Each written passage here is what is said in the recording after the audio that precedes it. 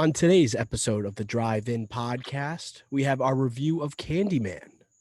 We have the Express Checkup with Dr. O. We have a little trailer roundup, and then we have our top billing draft of gas station food. So use the bathroom now, grab your popcorn, and enjoy the 52nd episode of the Drive-In Podcast. It's episode 52, take one. Bada bing, bada boom. Welcome to the 52nd episode of the Drive-In Podcast. We got a jam-packed show for y'all. Boys, it's great to see you. We got the outdoor venue for the YouTube today. A little pool action in the background. Nez, Flicks, what are we watching right now? We'll start with you, Nez. I'm almost there, guys. I'm almost there. Started the final. So I guess season 6 of The Sopranos is cut into basically 2 seasons of their own. I'm in the I just finished that first episode of that last half of that season.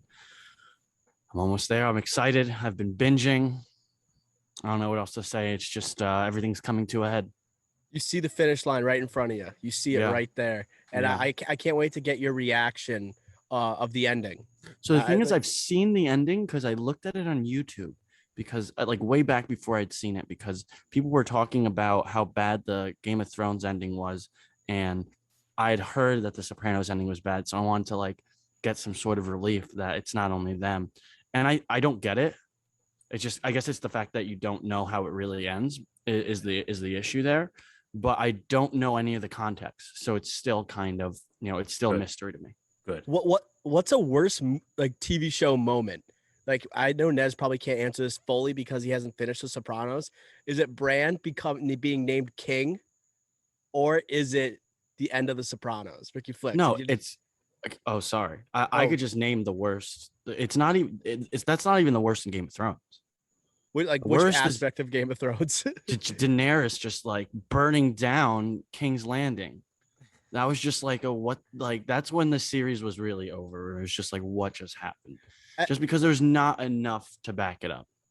Yeah, like there was like a sense that Daenerys could turn her, like people like really complain like the last season it was like almost way too quick. The build up wasn't really there. Then Bran, but I feel like Bran wasn't as like, at least Daenerys was like she was liked by a lot of fans, and then also it was pretty cool to watch her burn down King's Landing.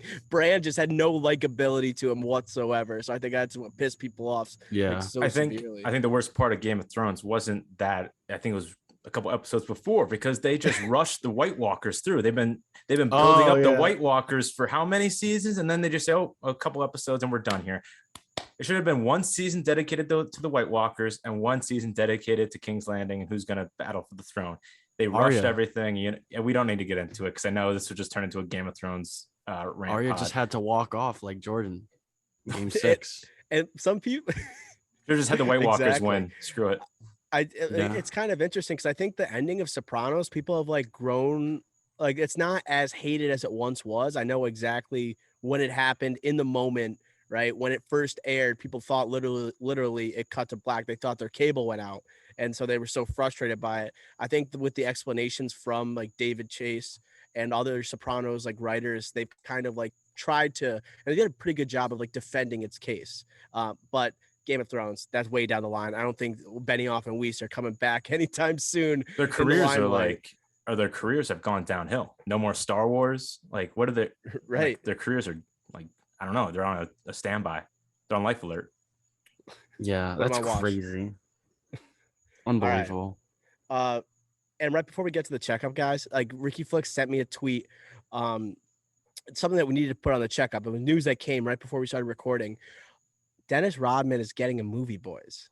We're getting a Dennis Rodman movie. And I don't know if there's another NBA player like more well suited like to have their own movie in terms of like the the wild card factor that it could be involved, like the untold stories, the almost over exaggeration that could be possible with a movie on Dennis Rodman. Who do you guys want to play the former NBA player? For Rodman? Yeah, who would play Dennis Rodman? KG. KG. No way. Coming off Uncut Gems. You know who I was thinking? We were doing Candyman today. Like, yeah, he's got some pretty good range. Maybe he throws his hat in the ring. He's a big guy too. Yeah. There's always Scarlett Johansson. Christian Bale. Christian Chameleon. Bale always.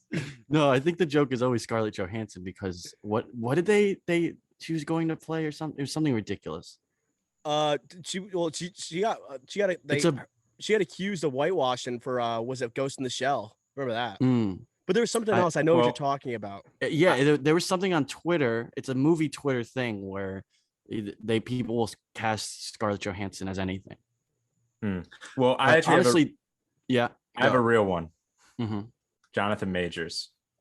Ooh, Jonathan I Majors. like that. I think that would be a good one. That would He's hot in the diversify his streets right now, too. portfolio, hot in the streets.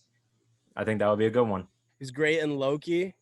He's like he has that like wild card factor, I guess, and he can act a little wacky, just like Robin. Yep. Acted a bit wacky, but I think A that's going to bit. be absolute gold. But I think it's time we get to the checkup because this is on the docket anyway. What do you boys say? Let's do it. Send it. Let's check the audiences up. Eddie Murphy has been cast alongside Jonah Hill in Kenya Barris's untitled comedy for Netflix. The film is described as an examination of how clashing cultures, societal expectations, and generational differences shape and affect relationships. Interessante. Next up on the checkup, a Jungle Cruise sequel is officially in the works with Dwayne Johnson and Emily Blunt set to reprise their roles. Yeah, no duh, this was coming. Next up on the checkup, a new Expendables movie is in the works with Jason Statham, Dolph Lundgren, Randy Couture, and Sylvester Stallone set to reprise their roles. 50 Cent, Megan Fox, and Tony Jaa are also set to join the cast. Whoa.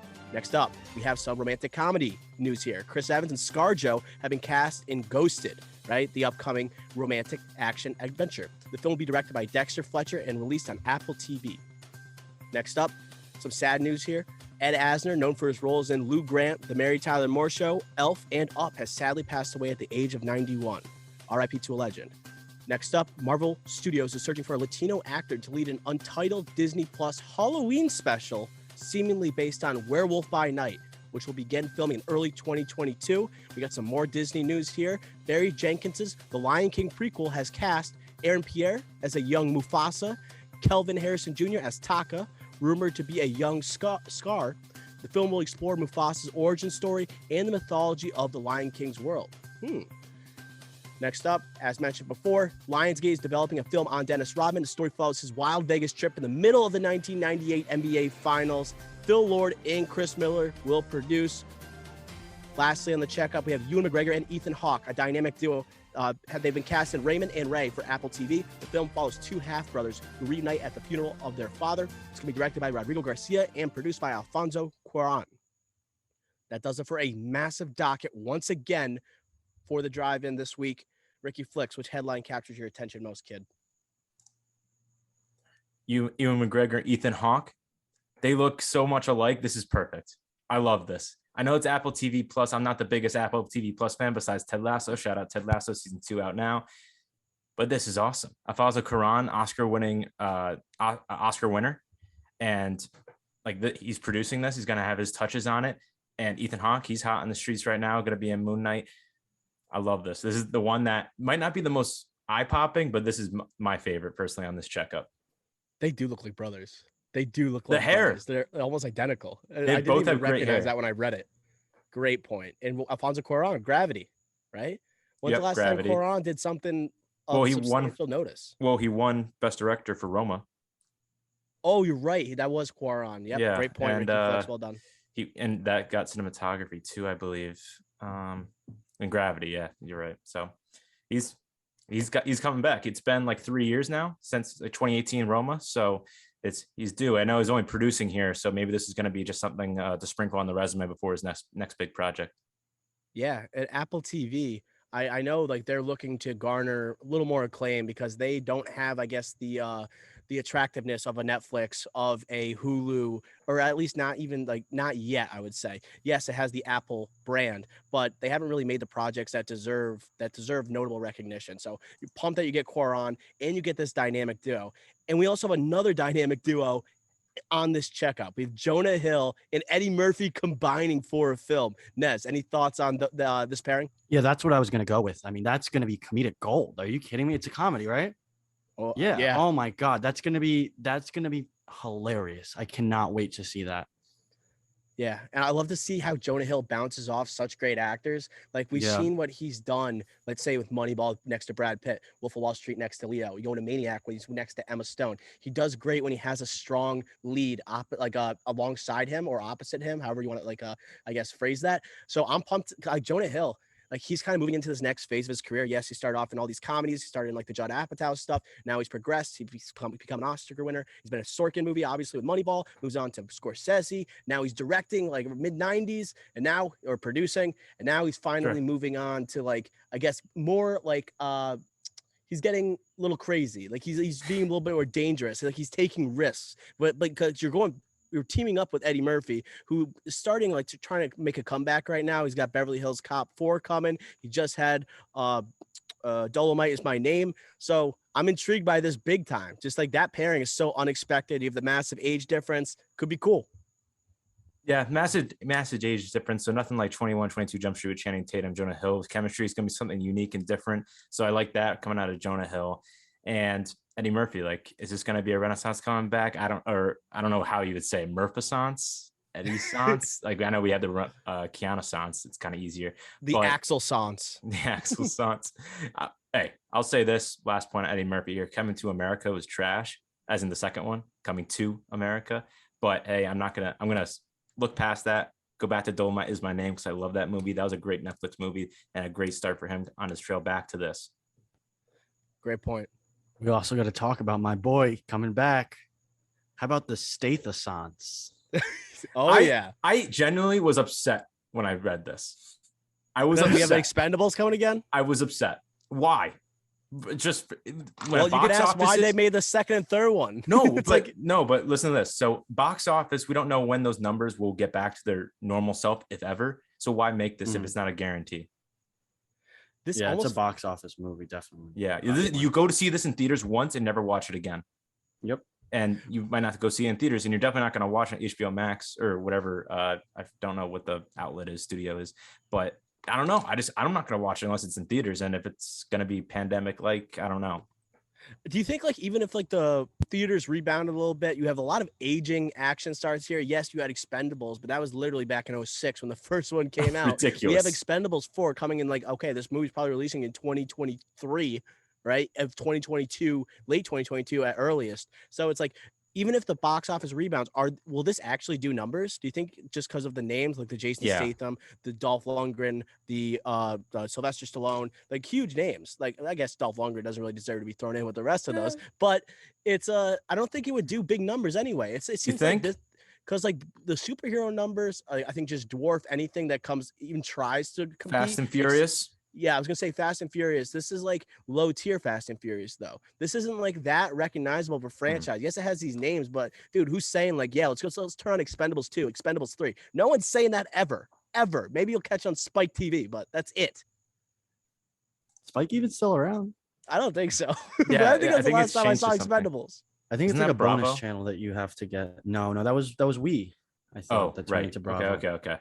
Wait, so this is the fifth one? I think it's the fourth. It's the fourth. I couldn't tell you. So the fourth. 50 Cent though. Right. I can tell you what it is though. It's the Stathosance. But just going back to the box office real quick. So the first one made 275 million worldwide. That's good. Second one 315. Third one 215. You think it's gonna beat 215? Yes. You do. It's been a while. The last movie was 2014. It's been a while since they were on screen together. I think it will worldwide. Like Fast and Furious worldwide, I think made $1 billion or just under.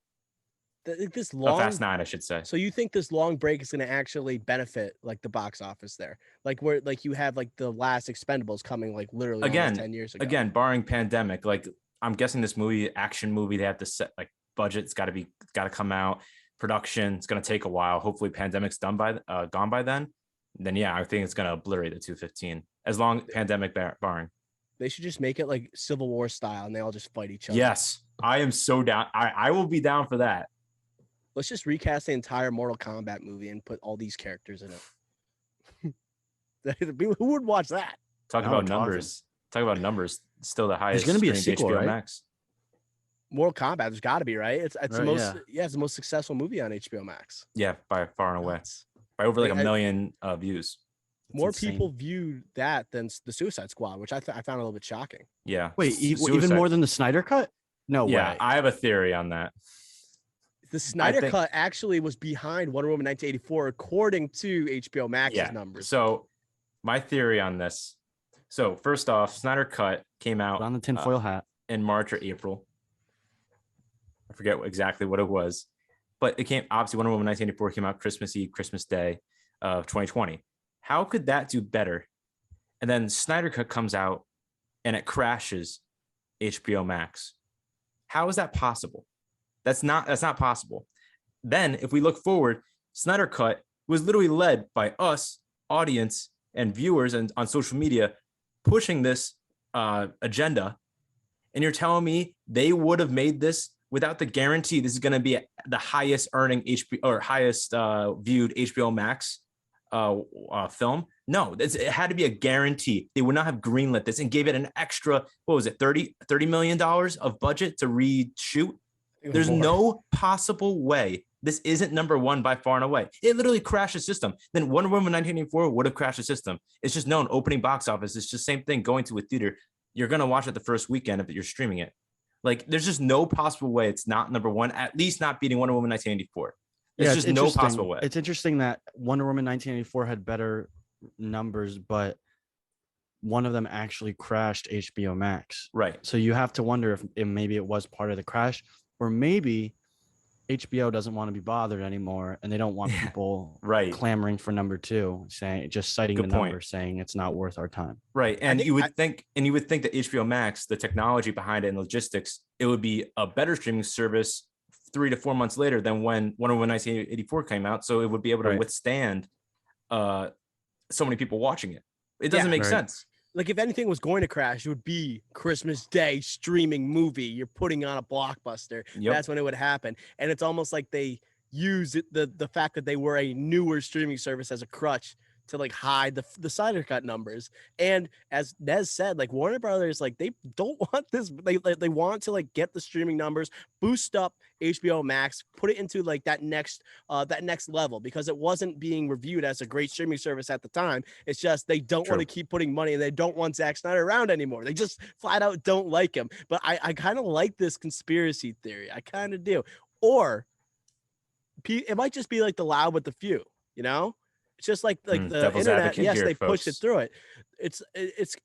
I mean, that the hashtags do keep on coming, but is it just like the same people that keep saying it over and over to like restore the Snyderverse? I think that's a great point, but I think it goes back to when they greenlit this project during a pandemic. They would, in their projections, it should be a guarantee. They would not have greenlit this if it wasn't a guarantee. It would have beaten Wonder Woman 1984. It's just, there's no possible way they would have greenlit the project and given Zack Snyder more money to reshoot and bring back Ben Affleck, bring back Joe Manganiello and other actors to do reshooting. There's no possible way. Yeah, I agree, man. And then to wrap up this checkup here, I want to talk. Let's just make this the duo checkup. Let's just go on to Chris Evans and ScarJo. Like combining once again, following their strong chemistry in Marvel Studios. They're now making this romantic action adventure comedy type of movie. I love this pairing. They're great in a serious type of setting, but they know how to pull that comic relief kind of out of nowhere, which gives me confidence that, like, even though this might not have the same darker tone of like a Winter Soldier, it can still be really special. And Scarlett Johansson, like arguably like the greatest, one of the great young actors is going right now. And Chris Evans, he's been on a hot streak right now as well, coming out with The Gray Man, coming off Knives Out. It's going to be something I'm looking forward to. What do you guys think? Yeah, definitely. You saw their chemistry in Winter Soldier. At moments in Winter Soldier, I just wanted them to be together, and not Peggy Carter and Chris and Captain America, Steve Rogers. And they had such good chemistry together, and you could feel that tension a little bit. And they do make out, yes. But I did like their chemistry, so I like this. And kind of to spin this a different way, Apple TV Plus, another duo, the Ethan Hawke movie and Ewan McGregor movie that we commented on earlier on Apple Plus TV Plus. So they're trying to build up their portfolio here. And then last thing is Dexter Fletcher. Interesting name for this. Like, what has he done? He's done Eddie the Eagle, Hugh Jackman, Taron Egerton movie. Did Rocket Man, a musical with Taron Egerton as Elton John. And he's doing Sherlock Holmes 3 with like Robert Downey Jr. and Jude Took Law. over Bohemian Rhapsody too for Bryan Singer. Remember that? He produced it, right? Well, yeah, but Bryan Singer had to leave. Remember? Oh, okay. But he didn't get a director credit. No, He no, got no, a no. producer. But he's just a huge part of that movie as well. Right. So like it's just interesting. This is kind of different than what he's been used to a little bit, either musical wise or like action wise. So it's gonna be interesting coming from him, and it's gonna be on Apple TV Plus. Not so. Just want to say that. Nez, any thoughts on the duo? Electric. Agreed.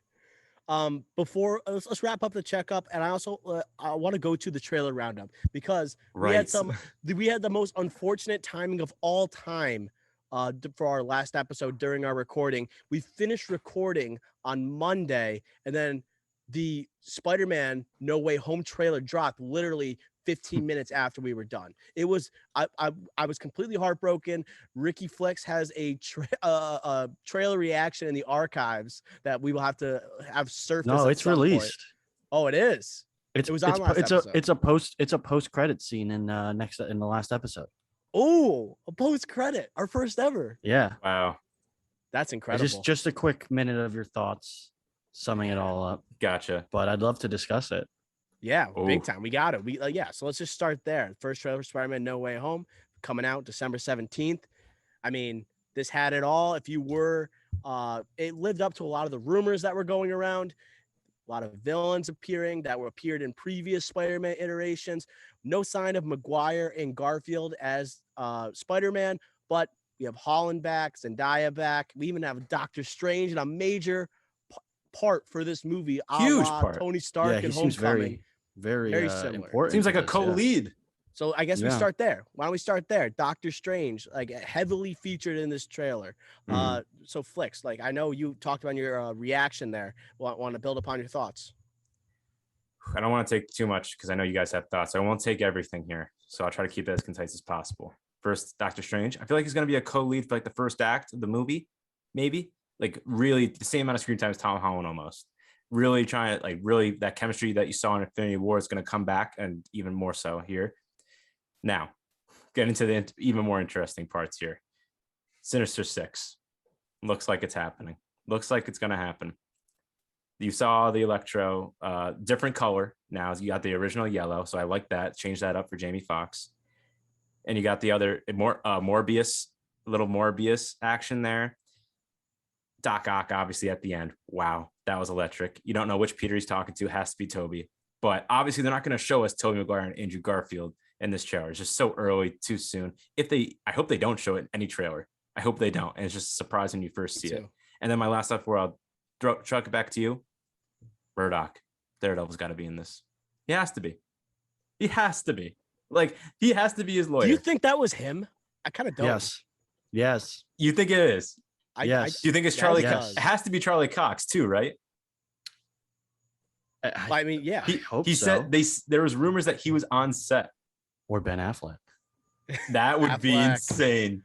He Ben was Affleck. looking that guy who was playing him was looking a little hefty. I was thinking it could be Affleck more so than Charlie. No Cox. way. But that would be really cool. You know, Daredevil was that's like my favorite superhero. Like those are the comics that I used remember- to read back in the day, the old Frank Miller Daredevil stuff. I remember we Oh. talked about this when we talked about worst superhero movies. Like we did that top Yeah. billing. Yeah. Daredevil's Darede- my goat. Yeah, that's my favorite. I don't know why. Such I a also sick character. used to think the movie Great villain. was the best. Kingpin. too. like Daredevil has But- this edge to him. He's badass. He's like Batman for Marvel. And Yeah. he is darker. He has a traumatic experience that happened as a child. He's blind and he's still kicking ass. He's got a great like main antagonist in Kingpin. Like hopefully Mhm. maybe Kingpin somehow Mm. enters the fold here after appearing That- in Daredevil. So Oof. I mean Maybe he's I leading the Sinister Stick behind the scenes. now we're cooking. Now we're cooking. We're getting crazy now with the conspiracy, the rumors. I think here. the fact that I think the Spider-Man 3, the people are complaining like, oh, this will have too many villains. But like the difference between this and like Tobey Maguire's Spider-Man 3, we want all these villains because it's Throw time 'em that at we had a us. Sinister Six movie. Throw Like, him you at have us. so the thing is, who's going to be the last one? Because I believe you can count 5 potential in the trailer with Green Goblin, Mm. Doctor Octopus, Electro, Sandman. That's 4. But I Morbius. think I don't. Where'd you see the Morbius? thing? I The don't even know what you're black talking about. smoke That's like isn't that the Morbius? Like, because Really? vampire. I think Yeah. Vulture will be in it probably Yeah, from yeah. Spider-Man Homecoming, but I think the last one's kind of up for grabs. Maybe Mysterio comes back and he's the sixth guy. Oh, yeah, that's a good theory too. I don't know. I thought that black smoke was a Morbius sign. Yeah, I I thought think that you're was. right. I think I read that Morbius is in Yeah, that's what I thought. I so. think I'm not sure if I said that in my roundup here. I think with the roundup, I was also like, obviously that was. Oh, sorry, It was not like the a roundup. live reaction. The live reaction, I should say. Excuse me. I was just so caught up. The comic book style captions threw me off. Threw me off the entire time. I was like, what are we doing here? I'd rather just see the sick. Like, I want to focus on these theories. I want to see what's going on. I didn't like that as much. It was in the middle of the screen. It was ridiculous. I come on. But then again, like whatever. And again, I'll say, or not again, but I'll say this too. Remember when the stills came out and the title of the movie came out and you had the still of Ned, Tom Holland, and Zendaya in like a basement or something? Not shown in this. And Doctor Strange allegedly wipes out everyone from everyone knowing that Tom Holland or Peter Parker's Spider-Man. So be interesting to see when that scene comes, if it's going to be a vital scene. Okay, so you're talking about like timeline of the movie, how it's right, because you're going to incorporate know. the Sinister Six, you're incorporate all these different Spider-Men, Doctor Strange. When's that scene going to come? And when they're going to find out he's Spider-Man again? That's going to take up a huge chunk of the movie. If you think Morbius is in this movie, and let's say Vulture is in this movie, both confirmed to be in the Sony Spider-Man universe, do you think that MCU is doing this to officially mark the Sony Spider-Man movies as canon? Yes, and they said exactly. They're not pushing Venom until after 2020, until 2022. They're not doing that, as was rumored. Why? Spider-Man No Way Home comes out December. Christmas, right? Okay, so my theory is that they're going to do this movie because right now MCU Phase 4 is all about the multiverse. Just Loki just came out, WandaVision, like it's all about the multiverse right now. So this movie's going to just hit its peak with the multiverse and really catapult Phase 4. Spider-Man 3 will have him go against Venom, Tom Hardy's Venom. That's my prediction. Or Spider-Man 4, sorry, excuse me. Spider-Man 4. It's going to be those two going at it. So Venom's technically a trilogy, and they adopt Yep. So that's my theory on that. And I just really want to talk about Doctor Strange. Like, he's taken on the Tony Stark role, just where like Homecoming left off. I think that's kind of counter to like Spider-Man Far From Home. He kind of Spider-Man proved that he can be on his own. Like, he doesn't need someone yet. In Spider-Man 3, you see him pairing up with Doctor Strange, and Doctor Strange like warning him, being like that that moral compass for Tom Holland Spider-Man here too. And we can't ignore the drip of Doctor Strange in this trailer. He looks amazing. Yeah, with the hoodie. He does look great. He's just so good. Like, he looks exactly like the comic book Doctor Strange. It's insane. Benedict Cumberbatch just nails that. It's like looking in a mirror. And I guess how we should wrap this up, and with the Spider-Man trailer, who do you guys want to be like the main villain in this movie? Paul Giamatti's Rhino. Jesus. No, just joking. Willem Dafoe, Green Goblin. Come on now. Yeah, I'd say the same. Have to. I don't know if he can still play it the same way. I don't know. He's older. It would be sick though. He's Green Goblin's got to be in it though, right? You saw the little green thing fall in. Arch nemesis. Yeah. And it had me. I'm a little nervous too. Like, Nez brings up a good point. These guys haven't played these roles in 20 years, and like I was convinced that like my worries were put to rest a little bit when I saw Doc Ock go the "Hello, Peter" like right at the end. It was good. I was like, okay, that was like give us something to prove that you could still do it. He did it. Right, and then there's no way that's not Tobey Maguire, because how would he recognize? Maybe how would he recognize Tom Holland? Like, he doesn't know Tom Holland, so it's got to be him, right? But they should do what Ricky Flick said. They should what's it called? They should not show the other Spider-Man in the trailer, just like in Avengers Endgame. They didn't show the characters that were dead that were going to obviously show up. It almost has that feel to it, and you're going to get the same type of like theater experience like you had at the end of Endgame, and then you're going to have Maguire, Garfield show up and to help save the day, and everyone's just going to freak out. Yes, and like, imagine in Rise of Skywalker if they didn't show Palpatine. Now I'm just thinking back to last week's trailer draft. Rise of Skywalker, if they didn't mention Palpatine was in it, and then he ended up being the big bad, I think that would have worked better as well. So if the same thing could happen here, where if they don't show Spider-Man, everyone's like getting all mad, but then they see it's like they're like relieved almost. Right, man. pumped for this movie. So that's gonna do it for the trailer roundup. That does it for the checkup. We will now move on to our review of Nia DaCosta's Candyman. All right, Ricky Flex. We are moving on to the box office king of the weekend, or I should say queen. We had Nia Yes. DaCosta becoming the first black female director to win the box office, I believe, ever, which is crazy. And it wasn't with a Insane. huge number. We got 22 million. Obviously, we're in the pandemic stage. Rise of the Delta variant sounds like the name of a sequel to a movie. Yes. We are here, Yahya Abdul-Mateen, and yet another strong performance, another strong role from a man who seems like he's rising that A-list ladder faster than you can even imagine. Oh, yeah. So, Flickstar. I guess we could let's go over like the synopsis. Let's go with the Rotten Tomatoes numbers, the IMDb. Currently, it sits at 85% on Rotten Tomatoes. That's certified fresh. The audience score is at 73%, and the IMDb sits at 6.5 out of 10.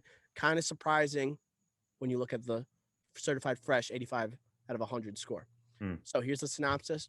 Present day, a decade after the last of the Cabrini Green Towers were torn down, Anthony and his partner move into a loft in the now gentrified Cabrini Green. A chance encounter with an old-timer exposes Anthony to the true story behind Candyman. Anxious to use these, I don't know how to pronounce that, macabre details in a I have no idea studio what as you're looking fresh at. grist for paintings, he unknowingly opens a door to a complex past that unravels his own sanity and unleashes a terrifying wave of violence. I was reading the synopsis that you posted. All right, Ricky Flex, that does it for the synopsis. Let's go with your knee-jerk reactions. We were in the theater, obviously, for this film. What were your takeaways? I think it's pronounced macabre. I just Googled it. MUH-Cobb. I mean, you set me up so hard with that. Yeah, Like, I didn't actually read the synopsis. I just, the Google synopsis. You just take what Google has. Why would Google have I'm gonna macabre sound on there? so freaking dumb when this comes out. Why would Google blame it on me? But why would Google have macabre in there? Like, that's a big boy What word. did I say? there. Macabre? What did I say? It has an R. Yeah, I don't know. Maybe Yeah, Google's. Yeah, whatever. What was Damn the it. question? I even remember. How I like Knee-jerk the movie? reaction. You walk out of the theater. How you knee-jerk. feeling? I guess we're doing non-spoiler, and then we could do spoilers at the end because I feel like we kind of have to do like a 5-minute recap at the ending here. But I definitely by the end of the movie felt like it just ended abruptly a little bit. Walking out, I was kind of confused. Definitely, there were a lot of plot holes that I don't think were answered. If they're answered, they were answered poorly or just lacklusterly. But I did like, hey, Yahya in the final act, I will say that he was in the final act the only bright spot, at least for me, besides the actions, the actual killings. He was the bright spot there. I thought he was phenomenal in the final act. In the second half of the movie, I thought he was a lot better than the first half when he was starting to go crazy. Really liked him. And other than that, like, I thought it was good, not great. Good, not great movie. I expected more scares. The only thing that scared me was looking at Yahya's hand throughout the whole movie. I literally didn't want to look at the screen. Besides that, I didn't mind looking at the screen for all the killings and whatnot. How about you? I think that's a good place to start when you talk about the scariness of this movie, the thriller vibe that it's set. It's interesting because the first Candyman is known as a very scary movie. Tony Todd is known as a menacing horror character. With this movie, there was not a moment where I really felt very uneasy or that uneasy, other than the fact that Yahya Abdul-Mateen was scratching at his hand disgustingly. Ugh, And that's not even scary. It's just gruesome. right. And I Disgusting. turned away. Like, go see a Literally turned doctor. away. It makes no sense why he doesn't go see a doctor after like even the first day. Yes. But it's just disappointing because this is not a remake. This is a sequel to a film that exists, and you don't have it nearly as scary as the original installment, which makes me kind of like wonder. We live in this time where horror movies, they seem to be making this turn where they don't go for the insane scares and that form of entertainment. They go for like they're almost turning into more art house films. They are taking on themes like in this movie. They take on racial injustice, gentrification, and it's I think it was almost it hit those themes way on your head over with a hammer Way too a literal. zillion times. Way too But direct. what I mean is also these movies like Jordan Peele and Nia DaCosta now, they have horror movies that have depth, right? They're Mhm. not just surface level scares like we saw in the mid 2000s to the late 2000s. Think about Scream and Even those now. type of movies. They don't have the depth that they have. So it's better filmmaking, but you're sacrificing some of the scares, all right? So I agree with you completely. I also want to say in terms of what really kind of I thought was cool and gave a thriller type of vibe and was a little spooky was the camera work from this film. Nia DaCosta did a great job in terms of the shots in this movie, in It terms looked of great. the shadowy like puppet characters gave off a very chilling vibe. It wasn't necessarily scary, but it made you kind of like, whoa, what is going on right Yeah. now? It It was fit the vibe. yeah, it was very very Halloweeny type vibes. Like you see that on someone's like someone like your neighbor trying to put that up to scare you as you try and get your trick or treat your trick or treat your candy. So I thought that was great. The upside down shots I thought were pretty cool, right? And seeing how like that's a symbol of uh local governments trying to flip cities on their head, all right? And with that those themes of gentrification, I thought it was pretty good. Mhm. Yeah, I agree. Let's go into him a little bit. I thought he Good. slayed this movie. He was pretty good. The beginning, he might have overacted a little bit at points. I know I mentioned that to you earlier on, Mhm. right when we left the theater, I should say. And this The one, drunk scene. his descent into madness, I thought was amazing. And when he really snapped into it, he snapped into it, and he became almost unrecognizable. So let's build on him a little bit in the rest of the cast. So, any other thoughts on Yaya? It's just it. I think you were saying here he's an A-lister. He is an A-lister, and he's playing Black Manta and Aquaman. Hope you saw the picture of Jason Momoa, that Instagram with him and Yaya. So hopefully in Aquaman 2, he has a really prominent role as like the main villain. Not even though I like Patrick, what's his name? Patrick Wilson. I think you need Yaya to have his own movie for Aquaman to go against Jason Momoa. Besides that, like Yaya slated again. You saw it in Trial of Chicago 7.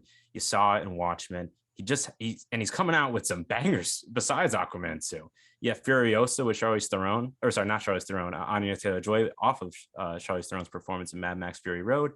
You have Matrix, the Matrix movie coming out. He's gonna be the young Morpheus. Like we're just gonna see more Yaya, and I love it. And I just really hope that a lot of those roles a lot of those movies I said, he's not gonna be the lead. So I hope after these movies, he's just gonna go like, hey, I'm gonna be the lead in these movies. He's gonna be the A-lister, the first name on the top billing. That's what I want to see from Yaya going forward after these box office blockbuster movies that we can't wait to see. I think he's doing a pretty good job of balancing the roles he's taking. He's not he's not overly into the blockbuster realm. He's not overly into the artsy fartsy realm. You see, yes, he's appeared in Watchmen, which you could say it's a TV show, obviously. It does massive HBO, yeah. numbers, but that's more of a critical smash, right? I also he's like obviously young Morpheus. Like I like he and then he's like obviously going foraying back into the blockbuster realm. Trial of Chicago 7 playing Bobby Seale, and he's going for like a potential like Oscar nomination there. He's balancing his roles very well.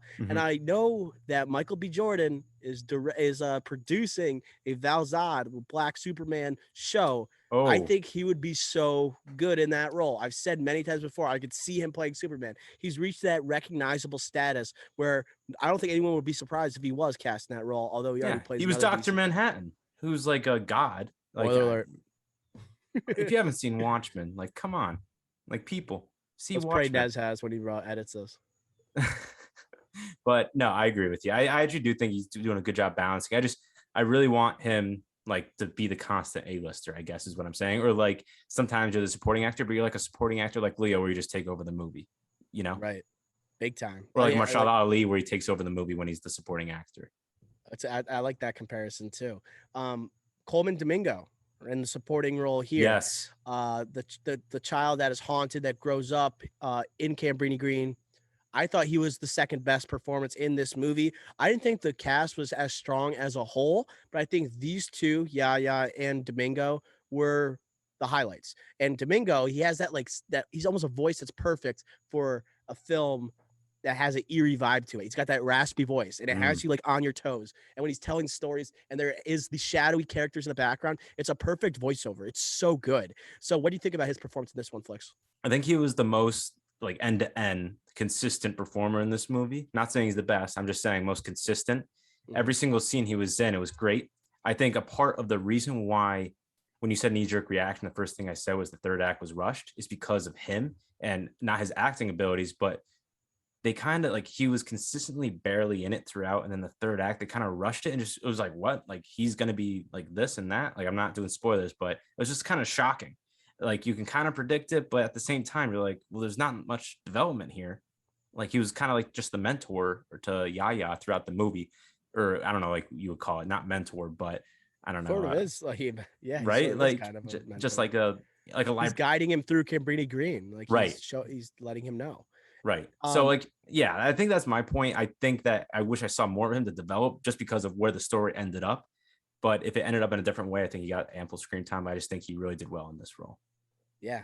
And I know he is in, I believe if Beale Street Could Talk, I know he has some strong supporting performances. Selma. And Selma, like him in that raspy voice, like it's distinct and like know it's Colman Domingo. So it's like it's what separates him from a lot of other actors. But I want to go into the ending of this movie because I also had a huge gripe with it.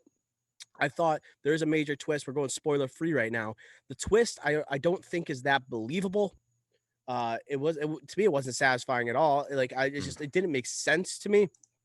In terms of the third act took like 10 minutes. When it really, if you thought it was going to go into a more a further extent, it felt like the movie just ended when you felt like it had so much more left to give, you know? Right. Yes. Especially with a movie that's trying to be deeper with the themes that it possesses. It's like, okay, let's see, like, I don't want to do any spoilers, but let's see where this character goes at this point. But it just felt like, oh, this is what happens. All right. We'll end the credit there. You get the point. We're done. It's like they just left like 10 pages of the script off. It's like they had a minutes restriction. It's like, oh, we have to cut this script by like 10 pages, 10 minutes. Let's just cut that out. Like the third act, just take it out and just go right to the end. It was kind of odd. You felt that. It felt like that, but it didn't, like the movie didn't feel like it was long at that point. It felt like, you could explore this. How long is this movie? Like, I don't even know. I think it's under 2, right? I'll look it up right now. But it just, I was okay with the movie extending a little bit because you're getting to literally, arguably, what should be your grand finale, your best part of the movie, especially for a thriller horror, with what just transpired, right? And you have Yaya going off. Like this is the role you want, the position you want him in, and you cut the movie short. It makes no sense. And just to say, I just did a quick Google search. Do you want to give an official guess of how long this movie is? I'm going to go with 106 minutes. 106 minutes? Yeah. So that's like an hour 46? Yeah. It's an hour 31. Short. That is a short movie, like for a rush third act. That's kind of crazy. Yeah. Like I don't mind a 90-minute movie. Like, hey, like throw it at me. Like, short and sweet, make it concise. But this one needed more time or just, I don't know. I didn't like that. But before we go into spoilers real quick, there is a performance that we didn't talk about. And that was with Monica Rambeau. Teyonah Parris. Yeah. Did you like her in this movie? To me, she just blended in. I didn't think she was that strong. I don't think she had much to work with because a lot of screen time went to Yaya. I didn't recognize that was Teyonah Parris at first. I didn't know that. I didn't notice it was Monica Rambeau. I was shocked. She's going to be appearing in The Marvels, Nia DaCosta's next film. Right. Or is it a film or series? No, The Marvels is a movie. It's the sequel to Captain Marvel. Oh my God, really? Okay. But yeah, so, okay. Well, I'm not really, we all know my thoughts on Captain Marvel. I've said on this podcast so much. But going back to this movie, I think the chemistry between her and Yaya wasn't great, but between her and her brother was better. I agree. I don't think it was that great. I really don't. I don't particularly loved her brother in this either. I don't think he was good or bad. I thought he was just like keep the plot moving, add some exposition to the film. That's his kind of point. But I thought that she She wasn't given enough for me with Yaya. I think Yaya stole the show, not on purpose or anything. I'm just saying, like, that's just what happened. Maybe just because Well, they Yaya's literally such a weren't big on the same star. page for most of the movie. Right.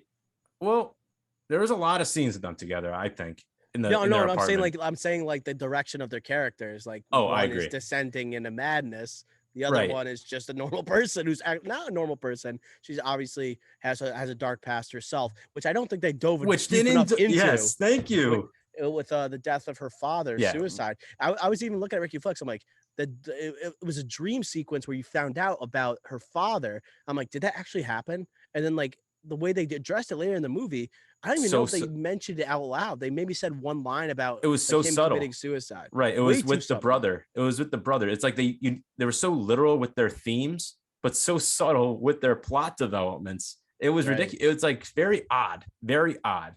Definitely something that out of the Jordan Peele film that, you know, Get Out, like it was pretty direct by the end of it, obviously, but it was subtle throughout. And then Us, like you expected a little better writing here. I'm going to say it. I expected more. I expected a lot more coming from Jordan Peele writing this movie and being a part of it. I think this goes into the category. We did a trailer draft last week. I thought this was a phenomenal trailer, that the initial one for Candyman, but I think the movie did not live up to the trailer. The trailer promised. They made it look like it was gonna be much scarier. You're gonna get a lot more Tony Todd like as Candyman. And honestly, like when it comes to like actual characters in the movie, he was pretty scary when you were looking in the mirror and you were seeing him. I thought he looked pretty scary. Yes, he didn't have any lines or anything, but he looked pretty menacing. Going back to the camera work, I did think they did a great job with the Candyman, with the mirrors. They were consistent throughout. It was very well done. And also with the killings, there's a specific one near the end with the critic. I thought that was phenomenal. Spoiler alert. Sorry, we'll get into spoilers in a second. But the trailer gave away just so much. You knew what was going to happen if you watched the trailer. And like, not to spoil anything. I'm just saying it. You knew going in. I thought it was ridiculous, especially for a sequel to give it away. I think that's kind of crazy. It was incredibly predictable from the trailer, but even I think they like want you to know that almost, because like when you watch the movie, even if you never saw the trailer, you knew what was happening. Like you could just tell what was happening from the moment, like the first, like I would say 15 minutes of the movie, you knew what was going to happen. But I don't think the twist was good enough.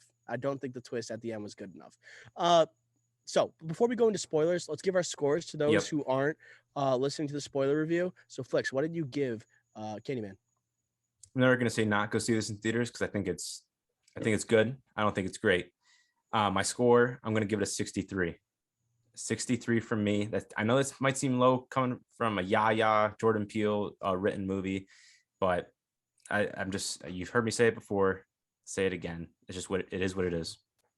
Okay. I'm sort of in a similar boat. I give it a 70. I love Yaya's performance. I like that we're trying to give these horror movies that have a depth to them with relevant themes that have to do with what's happening in the world, right? Or even within the country.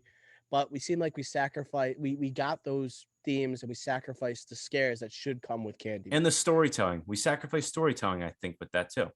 But in terms of storytelling, as I said before, that what they did with those characters, like those animated characters that looked like it was a flashlight shining on them, the eerie vibe it gave, that was very good. I love the camera work, as I said before. 70. The ending was not satisfactory either.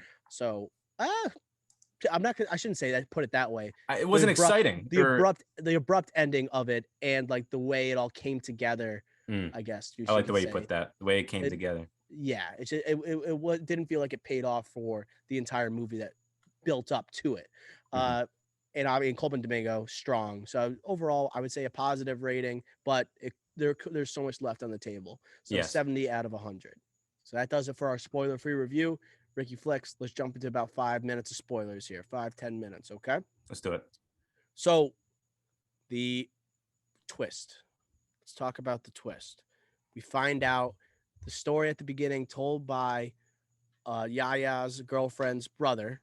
We find out that story about Cabrini Green with a woman carrying a baby supposedly into a fire was, in fact, Yaya as a baby. And we find out when Yaya visits his mother revealed never told him that he was born in Cabrini Green. What did we think about this twist? I know it doesn't seem like you're shaking your head already. I know I've already talked about my dismissal of it. What made it so bad? So he doesn't know where he was born by the time he's 30 years old. Yes. Like, Yes. what are we doing here? Like, what the heck? He doesn't know that he was kidnapped as a child. He He's doesn't never been like, to a doctor, a hospital, anywhere. he's never been injured in his life. Like the dude works out. He was definitely an athlete. Like you're telling me he never got injured in 30 years of his life, or he was 2 years old and he was kidnapped. How could no one tell him he was freaking kidnapped as a child? That's ridiculous. And by the way, how could the news just come out and go with the other side of the story? There are eyewitnesses there. There's literally no way the news could just flip this the other way. There's literally no way, especially like, and if you're going like this movie, like, Eyewitness accounts of someone carrying a baby into a fire. You said no, she was giving him to me. I'm like, everyone saw something different. And you want to go with like the literal themes that we were talking about, the very direct themes here with like racism in this country. It was a white woman saving him. If according to this movie, the news would have freaking project that out to the heavens, Like there's no way they would have gotten that wrong. And the fact that this movie didn't acknowledge that, I think, is actually a huge mistake. I agree. It goes against the themes of the movie. That would have lined up perfectly now that you're saying it. Like it would have exactly. And the ideas of gentrification, like it's like white people taking control. Like it literally would have been perfect. And I will say that in that moment, that twist, you saw Yahya just turn. Like yes, his acting. That was the scene. When he snapped. He became he went from one character in the role to another. Like it was crazy. He just turned his head. And he's like, I've dismissed everything. I know my fate. And that was awesome acting. Awesome. You know, it was a great acting scene when everything I just said on that rant, like how much I hated like that's part of the movie. But I love that scene just because of the acting. It was phenomenal. It didn't say a word, just his expressions, the tears coming down his eyes, but it wasn't right away. It wasn't obvious to make it an easy tear. It was a gradual tearing up. It was phenomenal acting, and I loved it. And he's like, just don't even touch me. That was great. The despair in his face, the loss of hope, where he's like, I now know what is going to happen. Like you just knew, like right.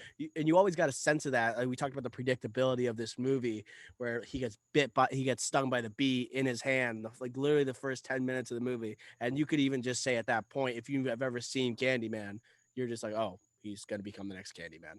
Mm-hmm. Like he kept itching at it for the you knew his arm was going to get cut off. You just knew, or it was going to fall off something. And then once you saw the scabbing start to go up his arm, you're like, okay, he's going to have a hook on his head. Like it's just like so clear what was going to happen. And the poster of the movie, like it's a great poster, but it's Yahya in the hook in the coat. Another like it's literally Yahya. So it's just like, what are we doing here? Yeah, I knew that was coming straight from the trailer. And I guess we could talk about the end of the movie in terms of the last act. Coleman Domingo going on this long soliloquy, talking about how Candyman needs to return, right? And we find out that Candyman turns out to be a symbol of someone to kind of like protect.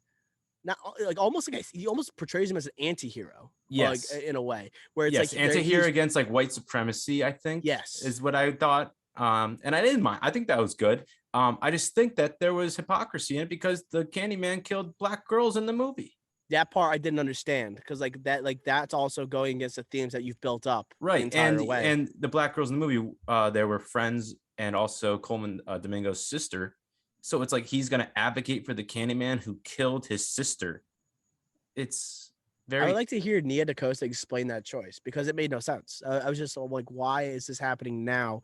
You know, obviously he has the connection to Coleman Domingo, but like but what's the reason? Because they weren't nice to him. Like that, it's not good enough. Like I just didn't. Or understand. Like because he saw the guy that gave out the razor blade, he got accused of being the Candyman, the guy who gets killed. Yeah, right, and by the cops, and he saw that. But it's like, it's like weighing like which is worse, seeing that or the Candyman literally killing your sister.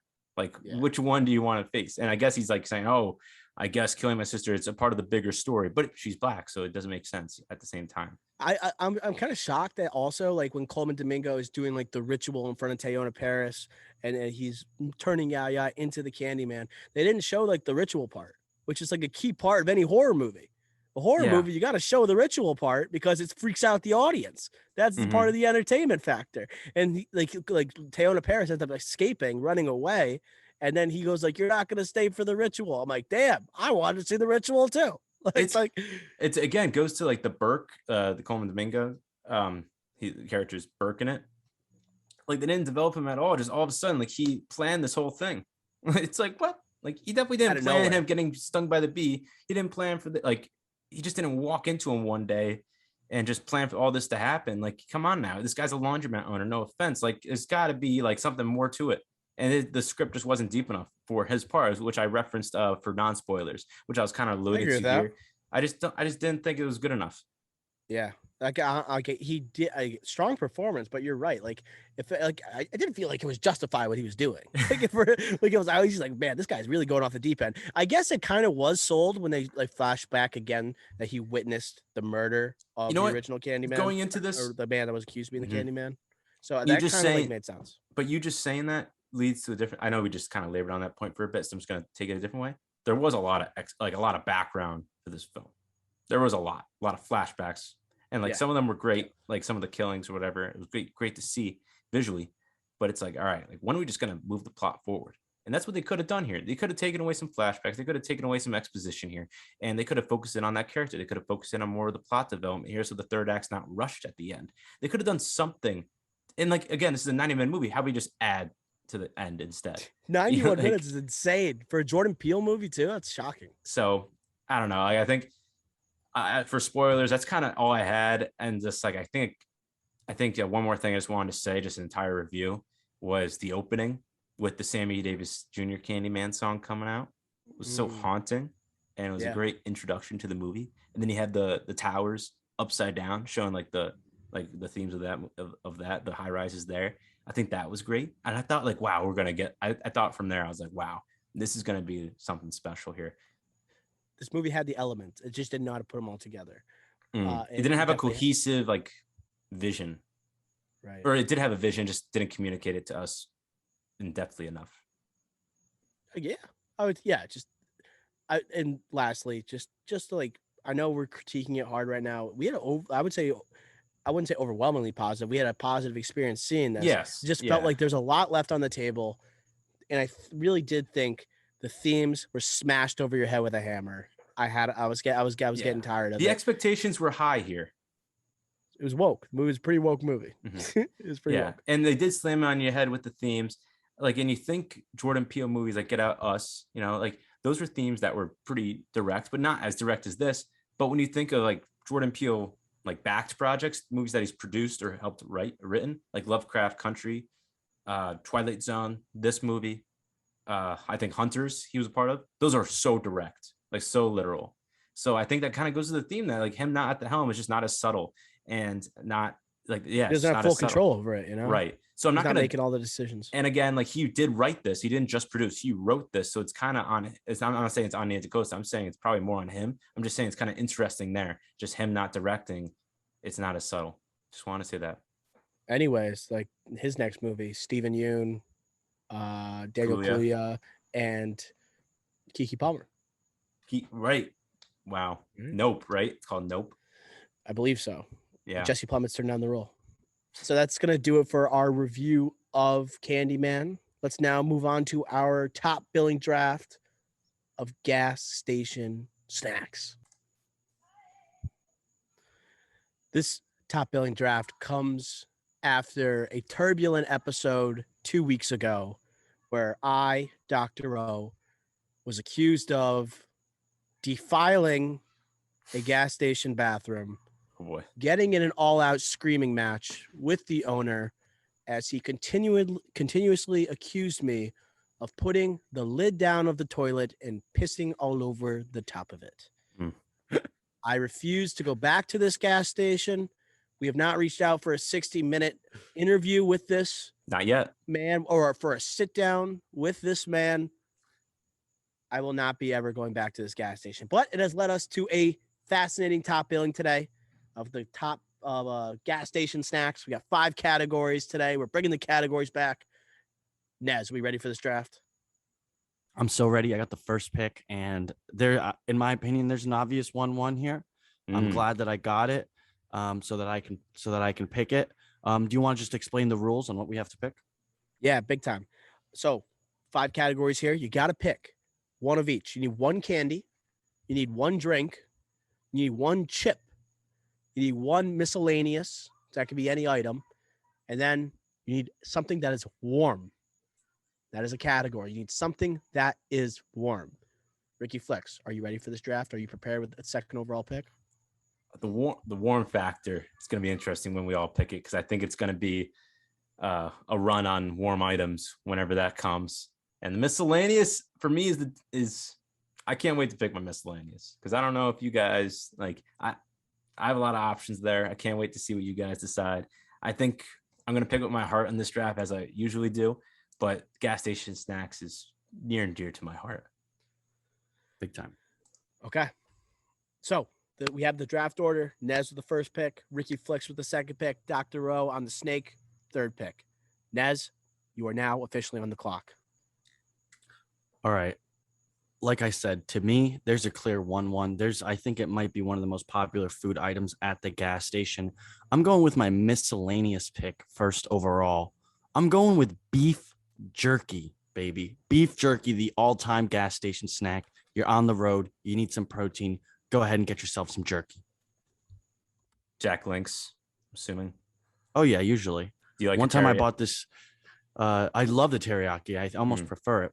Gotcha. Dr. O, were you with us on that ski trip when I bought some random like beef jerky? So there's a gas station, and there's a guy with a stand in Vermont, and he had home smoked like beef jerky that he made homemade.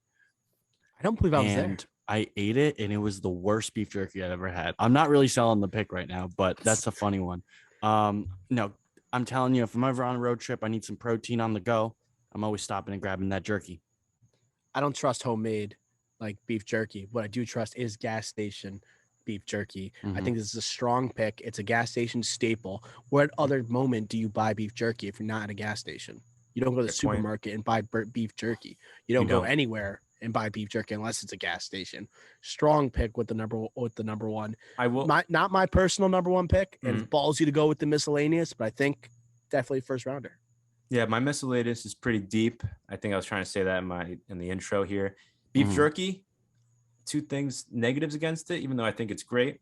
Smell, not the greatest smell, and expensive. It is expensive. It is an expensive item. Yeah, you're right.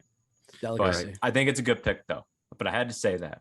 I had to pick beef jerky. There's no other pick, and I that's why I took one when I got the first spin, because I was like, I need to get beef jerky on this board. Yeah, I don't know if it would get back to you either. So yeah. Ricky Flex made a great point with the smell. I personally like the smell. It doesn't bother me. Wow. But I know when you start burping with the beef jerky, it could get a little raunchy in the car. Make sure you're not taking a massive road trip with that one. Okay. Maybe it's just my burps. But that is the first overall pick with Nez. Ricky Flex, we are on to your first round pick. So besides the hot food item, I think there's a clear I'm not going to say that. I'm going to spin a different way. There's a clear 1-1 in my eyes based on my board. And I'm going to go with chip and Doritos. Clear in a way the best chip there is at a gas station. And I'm going to pick for value here. I honestly don't think there's a chip that comes close to a Dorito at a gas station. So I'm going to pick the best on the board for that category. I'm confident in the rest of my draft if I have that one in the first round here. Nez, you want to tell him? Tell him what? I have some cons that I can go into. What's the big con? The fingers. The fingers. Well, and then also, beef jerky has cons. Doritos has cons. Yeah, absolutely. The fingers. I mean, you get Dorito stuff all over your fingers, and your breath smells horrendous after it. But and you have beef jerky on your board. Let's just take it back here. Step beef jerky beef jerky does not make my you want test breath it out. Smell as bad. We test out which is worse, beef jerky or Doritos. Cool Ranch on the Doritos. All what makes it gas here? Beef jerky or Doritos? Which do you prefer, nacho cheese or Cool Ranch? Nacho easy. Cheese. Spicy nacho if it's around too. Oh yeah. Actually, it's not It's not on my. I put three for each category. I didn't Not- go too deep because I just know like if I have a top three for each, I'm guaranteed to get at least one of them. Doritos not in my top three. It not being your number one chip, I think, that's not clever. That's not smart. It's the number one chip by and away. Not just at a gas station, just in general. debatable. Doritos Highly is the best debatable. chip. How could you not agree with that? What do you mean? by There's taste, a favorite- reason. it's- There's a just go reason by why there's taste. 100,000 different types of chips, Ricky. It's because not everybody agrees. that they have Doritos is the same favorite best. chip. Come on. I would say it's my nacho cheese Dorito is my favorite chip in general, but it's not something I get at a gas station. If I'm Really? driving, I'm getting cheese all over the place. I'm a slob. Could be the There's passenger. no way I'm gonna be able to do that like a normal person. Can I'm be like, the "Oh, passenger. well, I'm not gonna eat with like tongs, like grabbing like the Doritos out of the bag. I'm not a psychopath. I'm just gonna go all in, just going Yeah. crazy with it. You know? You drive But with that's one why I- hand, the other hand's for the Doritos. And like I don't know, if I'm touching everything, I don't like to lick my fingers. If I lick my fingers in front of people, they think you're a slob again. It's just it's a hassle. It's delicious, but I think it's a hassle. I had It's three the chips best. higher. It's the best tasting chip there is, especially at a gas station. Debatable. Okay, No, okay. Ricky with the Dorito, nacho cheese Dorito, or just Doritos? Will we Just specify? Doritos, because then we can't have yeah, people but choosing nacho multiple cheese would Doritos be over here. on the graphic. Nacho cheese. Okay, so we're now on to my pick, Dr. O. I'm going to lead off with my candy, peanut M&Ms. I think this is easily the number one candy to get at a gas station. Why, you ask? It's not too messy. You're not holding chocolate in your hand. If you have any chocolate bars in your hand, it's obviously going to smear. It could get warm.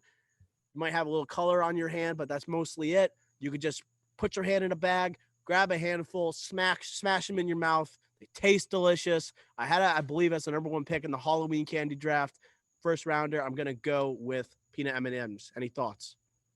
Does this take away M&Ms in general? I'm probably right. Yeah. I Same would thing with the say- Doritos. Same thing with Yeah, Doritos. It takes yeah. away everything. Yeah, exactly. But do that. this is definitely the most popular M&M, I would say.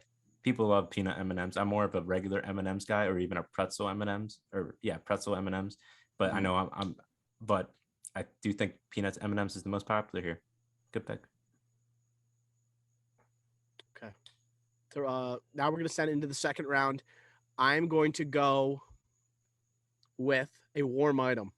Wow, he's doing it early, folks. I'm going a warm item because I don't like Wow. anything. I don't like anything else but this one item. And I feel like if you're gonna get a warm item on the gas station, you're kind of accepting your fate. You know you're gonna end up in the making another rest stop. Then after 20 minutes, you have those things that are sitting out all day. What am I just gonna send it with? I'm going with a taquito as the beginning of the second round. I believe I feel like, as I said before, you're sending it. You got to just go all in. And how often do you order taquitos or get taquitos other than just in a frozen box at Stop and Shop or at a grocery store? I feel like the next place you get a taquito is when it's 11 o'clock, 12 o'clock, 1 in the morning at Cumberland Farms, and you see it staring at you as you're trying to get a water to survive the night. So I'm going with taquito as a second rounder. Yeah, that's a solid pick for warm items in gas stations. Warm. This category is ridiculous. I love it. My It's definitely a stomach's go-to. curling right now just thinking of a 7-Eleven taquito. It's been sitting there. For Oh, but have you day and a ever half. had a 7-Eleven taquito at like 2 in the morning? Oh no. Oh man. That's the only time you make that you would pull the trigger there. It's the only Yeah. time you pull the trigger there. So that's my start to the second round. Ricky Flex, we are now on to your pick. Okay. I'm going to go. Well, Nez already has his miscellaneous, so I'm not going to go with that. So I'm going to go with my candy. And my candy, I'm going to a gas station. Again, like I think Doritos, I'm fine with I'm sacrificing my fingers for the flavor. I am. And here, I'm going to do the same thing. Sour Patch Kids. I think because for Sour Patch Kids, like there's other on the board that are not necessarily like all in a box. They're like a candy bar or something like that. I don't like getting a candy bar or something like that's singular at a gas station. I want to snack on it, so I want multiple items, and especially for a candy and Sour Patch Kids. Besides M&Ms, is probably my favorite candy that's like that. So would this rule out any other Sour Patch Kids from being drafted? Oh. Apparently. Yeah, We're going by the it's- rules here. Damn it. Oh my God. Well, then you picked the wrong one. Oh yeah, Jesus. then rip 'em, Sour then Patch rip 'em. Watermelon, top 5 at the top of my big board. That's oh specific. my God. I just want If you've Sour ever been Patch to the movie Kids. theater with me, just know I get a medium popcorn, a medium Sprite, and a Sour Patch Watermelon. Sour Patch Watermelon, way better than the original Sour Patch Kids. What are you, insane? Hey, I'm so upset I I'm can't get picking the draft. Sour that night. Patch Kids here. Not only I can't draft Sour Patch Watermelon, but you didn't even draft Sour Patch Watermelon. You even draft the best one.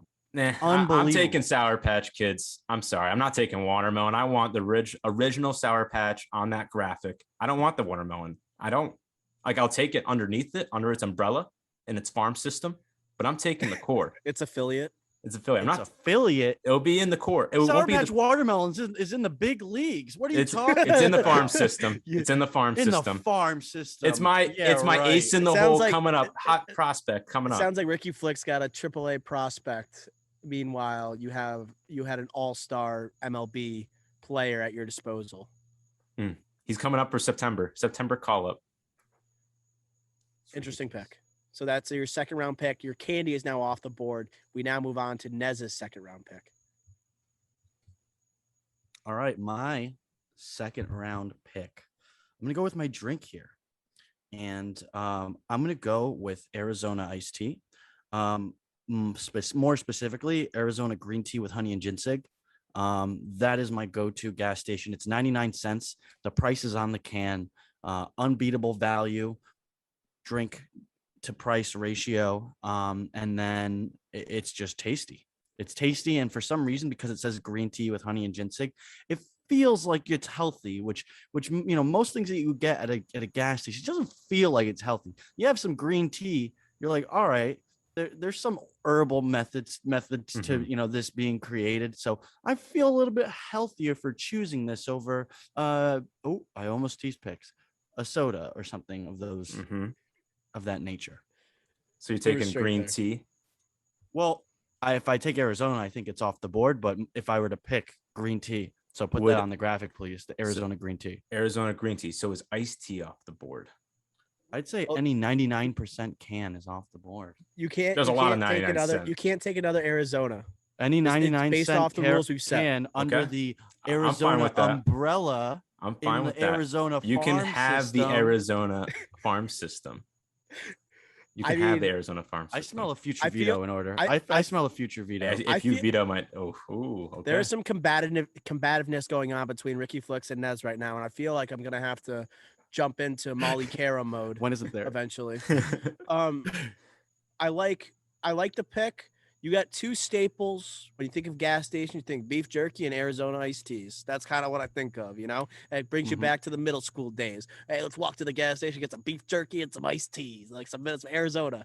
I personally wouldn't have gone with the green tea, but a lot of people love the green tea. There's Mhm. some other variations I like, but if I go to the gas station, I only got a couple bucks. You know what I can always get with at least $1.01 an Arizona iced tea. Absolutely. Great Um, pick, Nez. I'm going back to back, right? I get another one. Yes, kick off the third round. I will now go with my chip. And my favorite chip of all time is better than Doritos. No way. Sour cream and onion. Get out of my face. Sour cream and onion lays. Give them to me, or Ridgie's. I don't really, either or. But sour cream and onion is the best chip of all time, Nope. and that's my pick. Sour cream and onion better than Doritos? Yes. Come on now. You can't be making a statement Yes, saying it Doritos isn't is. the best chip and say sour cream and onion is better. Why? There's other potato chips that are even better than that. I can't ask. I'm you not to give me teasing a one, pick, but but I don't know. These are like my top two. So I like these are almost yeah, interchangeable. you have I- Dr. O on your side for this one. Yeah, I'm a huge sour cream and onion guy. The only thing I'm gonna say is if you have a combo of like sour cream and onion and beef jerky in your car, we're getting smelly. We're Smelly getting car. smelly right now. real smelly. Yeah. Make sure the windows are down. Make sure it's the summer, and just wash it down with some green tea, I guess. But I like sour cream and onion. It's delicious. Ricky Flex is crazy for not liking it. And it's not like I don't like it. Just to say it's better than Doritos is heinous. It's crazy. Interesting. So Nez's chip is off the board. We now go back to Ricky Flex for his third round pick. I'm taking sunflower seeds, miscellaneous. Mm. I love seeds. You could say the same thing, but you know what? We're doing gas station snacks here, and you don't have to eat them in the car. You don't have you can eat them in the car. You just put them in a cup. But let's just say you could take them out of the gas station. You go to your kid's little league game, or you go hang out with your boys or something like that. You're taking the gas station snack and you're just eating it. And that's how I'm looking at it. And sunflower seeds is a great snack, and I think it's a pillar of a gas station. So sunflower seeds. Strong. You're gonna have the baseball. We're talking about farm systems. We're going AAA, Major League Baseball. We got a heavy baseball theme episode going on right here. Top billing. I personally love it. Do you have any flavor that you like specifically, Flex? So many. I like ranch. I like buffalo ranch. I like sweet and spicy. I was at softball the other day. Someone brought mac and cheese, and I didn't particularly like them, but they were like fine to like chew on. I was like fine with it. Right. But ranch I would say is up there, and buffalo ranch definitely up there. So those are two. I like barbecue seeds. You like barbecue seeds? Like, don't love. They're seeds. Almost. I just don't like dill seeds. I'm not a pickle guy. The pickle's not bad. I just don't like pickles, and I really don't like. Those are the only seeds I really don't like. And are you putting a wad in the side of your cheek, or you go only a couple at a time? Wad. Definitely a wad. And are we spitting in a water bottle, or are we spitting out the window? I don't spit out the window. Strictly the hard hitting questions. Back when I was in Little League, I was terrible at baseball. It was absolutely never ever my sport. But my favorite thing, you know what my favorite part about baseball was? Buying the bats of sunflower seeds and just eating them while I rode the bench. It's one of the best like in-game snacks. Well, how many sports do you play when you're eating snacks other than like halftime when you're eating orange slices? Well, like I think it's like sunflower seeds are just on another level. Mm-hmm. Oh man, and it doesn't stop when you're young. Orange slices at halftime during a like my high school football games was just top tier like food experience. I don't know why. Maybe because you're like, like a September game, orange slice. Oh my God. Wow. You just brought back like a crazy memory. It's very refreshing. I find that statement quite shocking. I was kind of talking about like when I was like 5 learning to play soccer. We eat orange slices. You guys had orange slices at halftime. That's pretty cool. Yeah, for like electrolytes, whatever. There was some scientific reason to do it. Right. No one's pulling a Babe Ruth eating a hot dog or anything like that. A Mark Sanchez? No. Oh yeah. Maybe a 7-Eleven hot dog. Sorry to tease a pick there, but 7-Eleven hot dog at halftime. Mm. All right. That's a great I like it. It's a good pick. Sunflower seeds. Now we're on to my third round pick. I'm gonna go with a drink. I have a candy. I have a warm item. I'm going to go with a blue Gatorade squirt bottle from the gas station. I feel like it could be any flavor of Gatorade, but like, where do you get the squirt bottle? You don't get the squirt bottle at grocery stores. Where can you get the squirt bottle? Get them at the gas station. You do some exercise. You do some you do some yard work with your dad, and your dad's like, yeah, let's go to the gas station, grab a drink. You're a young kid. What do you reach and grab? Probably that ice blue Gatorade Frost squirt bottle style deliciousness. I had a lot of drinks here, but I think this one stood above the rest. Number 1 pick. Yeah, I agree with everything you said except for blue. Everybody knows yellow, especially out of the squirt bottle. I think the flavor's enhanced by yellow out of the squirt bottle.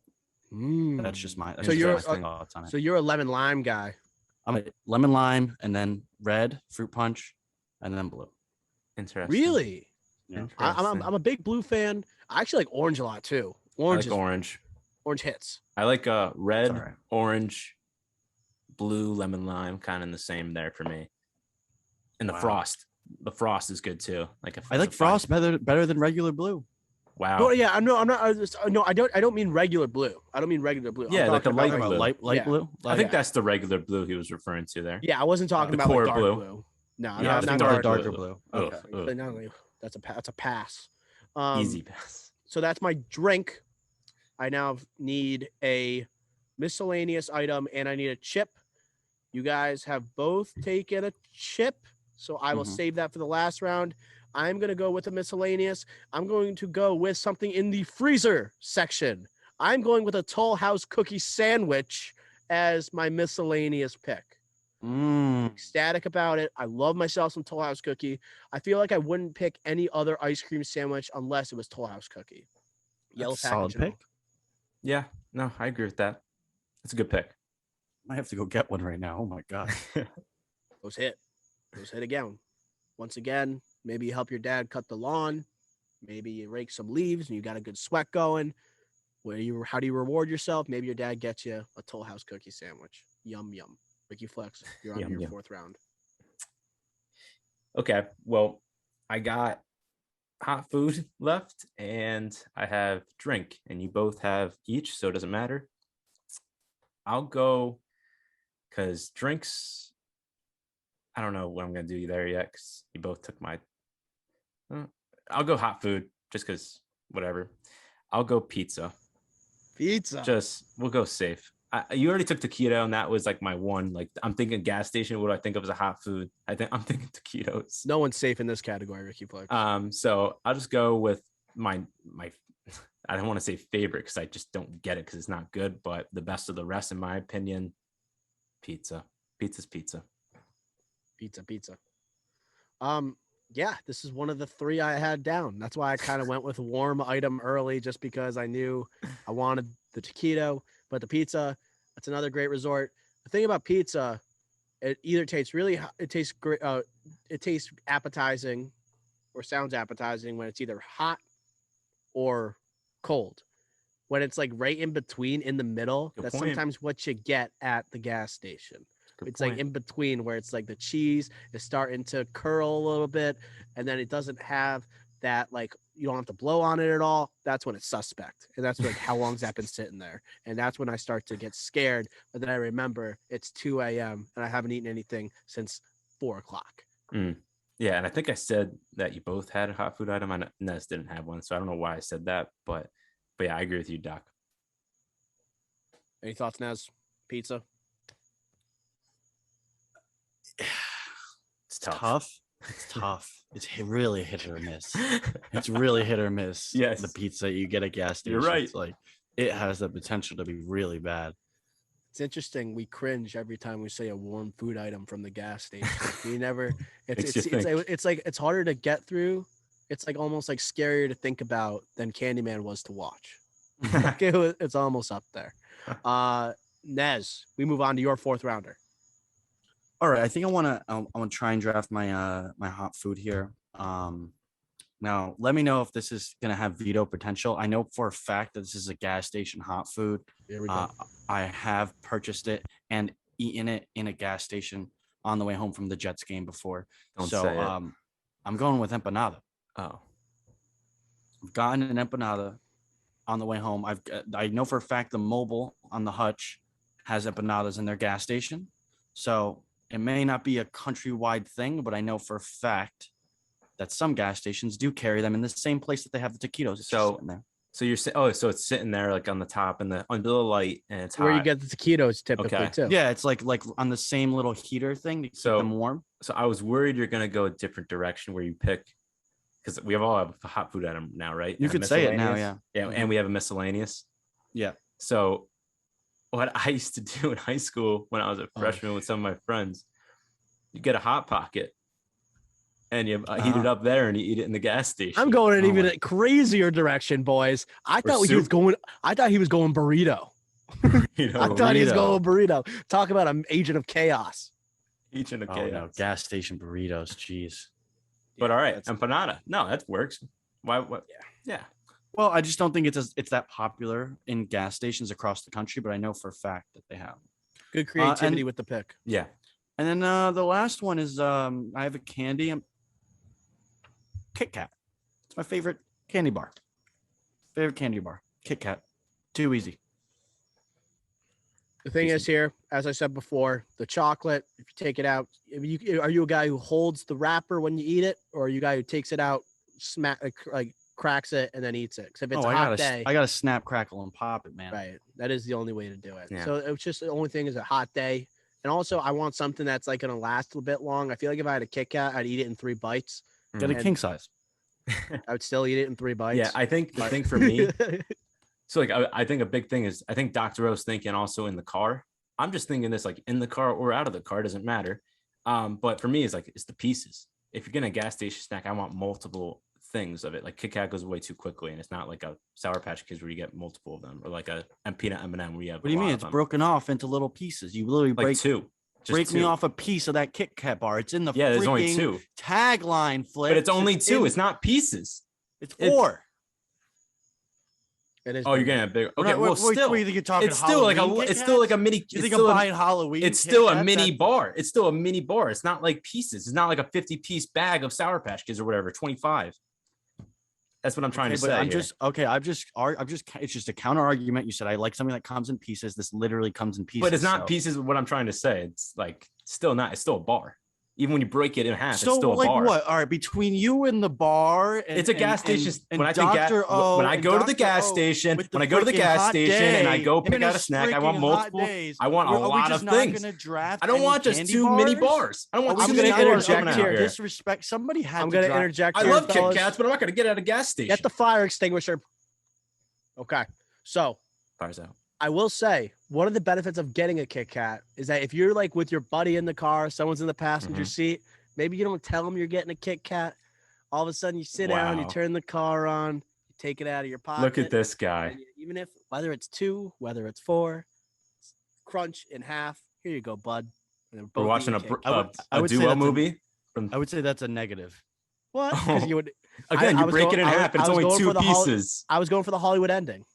Yes, but it has 4. There's 4 pieces in a Kit Kat bar. What are you It's just talking a about? bar. It's Okay. okay. It's I not feel a like bag we're of going in something. circles. We're going in It's not a circles. bag of Am I something. wrong? Am I It's- wrong, Doctor? Or is there not? But you're 4? not understanding what I'm saying. Yes. What does it? It doesn't matter if there's 4 or 2. It's not a You can bag of also something. break it into 3 if you want. 3 is Like, not a bag. You could break That's it into all I'm 8. saying. You could just keep going I in didn't half. say bag. And you didn't say I bag. said You like a Sour pieces. Patch Kids or a peanut M&Ms. Okay, but like okay, we've but you didn't drafted. say It's a bag, bag you with said 25 to pieces. 50 pieces. I said that.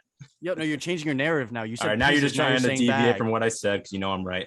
Moving on All to right. my Pieces. pick It here. has to come in pieces. Oh What are you my talking God, about? why are you didn't say doing this? bag. I No one's literally- surrendering. No one's surrendering. Oh my God. All right, stop. I said stop. 25 to 50 pieces in a bag. Okay. Now we- my we get fifth it. pick We is a get it. We drink, get it. and I'm picking Ricky, you get a bunch brisk- of pieces. brisk You're iced going to tea. eat it in a couple bites. And Brisk we iced have tea is my Naz- pick. Yeah. Well, he gets pieces, but he also gets What a it- bag. Don't forget what about is your the Brisk full- iced tea. Brisk iced tea. So the relationship between Nez and Ricky Flicks Beautiful. deteriorates as the seconds go by of this episode. Give me the He leader. goes from this massive argument and Yes. he takes the rival me- iced tea to Arizona, which Nez picked. Give me the leader. It's explain. bigger and it's still 99 cents. And it's in a bottle. You can put a cap on it. It's not as good.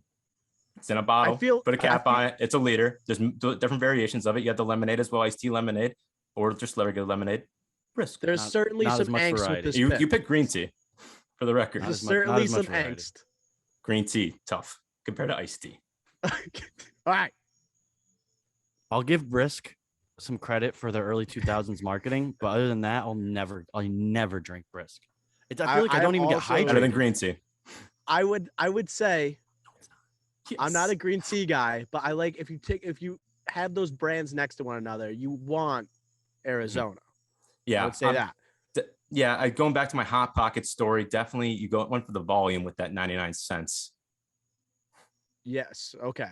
So you're And it's in getting a your cap. money's worth. Yeah. So that's that. I guess that is the argument for Brisk. You do get more for Mhm. sure. But Arizona, I mean, if I would picked Arizona, I was going Artie Palmy. Like I would Yeah. say probably that one. But it's But, still it's still Arizona brand, so I thought that would have been beatable. No, Oh, yeah, I, yeah, I yeah, no, have the you- Google search Yeah. pulled up, and I was so ready to veto that. if you Yeah, said so that. you that can't do would have that. been my pick, but the green tea falls under that umbrella, that farm system. So definitely in the minor leagues of that, but yes, in that farm system. But brisk iced tea will Okay. be my pick then. I don't think so. We Easily. are now I on think to the my majority final of it- pick. Oh, good. Sorry. Go ahead, Ness. Go ahead, Ness. No. It is not the Final thought, majority. Of the people. The Green majority of tea people better than will, iced will tea? rule against you.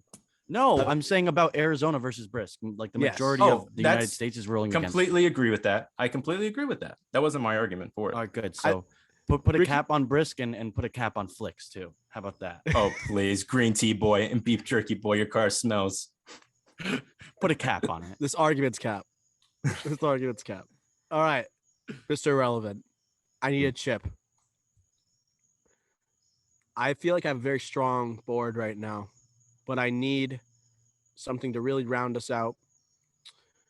I'm going to go with something. It kind of goes against what I said with Ricky Flex with the Doritos. I'm going to go with Harvest Cheddar Sun Chips to round out this draft. It's not as sticky as Doritos. It will leave some substance on your fingers, but it's almost flaky enough that it will not stick to your wheel if you're driving. It will come off on a napkin. Doritos, you almost have to like suck your fingers like until they just become like orange themselves. Like your skin is literally orange. It's not even just the remnants on your hand. I'm going to go to round out my draft, the Harvest Cheddar. What do you guys think? I like sun I chips. respect it. Sun chips, my mouth's watering now. That just brought me back to my family used to road trip to Florida every year. We used to eat sun chips a lot back in the day. I also once tried to make a concoction where I put a bunch of Smarties in a bottle of water and let them sit there for the entirety of the trip. Then I tried to drink it at the end. It was disgusting. Oh, Jesus. Jeez. You animal. Anyways, we're off the Agent of rails. Chaos. All right, let's go over these draft boards here. We'll get down to honorable mentions. So Nez has beef jerky as his miscellaneous, Arizona iced tea, which will be the green tea type, as his drink, sour cream and onion as his chip, empanada as his warm item, and then Kit Kat as his candy. We now move on to Ricky Flicks. For his chip, he has Doritos. For his candy, he has Sour Patch Kids. For his miscellaneous, he has sunflower seeds. For his warm item, he has pizza. And for his drink, he has Brisk iced tea. Dr. O, for his candy, he has peanut M&Ms. For his warm snack, he has taquitos. For a drink, he has blue squirt bottle Gatorade, light blue. And then for miscellaneous, Toll House cookie sandwich. And then finally, for chips, Harvest Cheddar Sun Chips. All right, honorable mentions. All right, hold on. Before Wait, we go even by get category, before, maybe? before we get into the honorable mentions here, I just want to continue this feud with Ricky Flicks for a second. I mean, if you My look at God.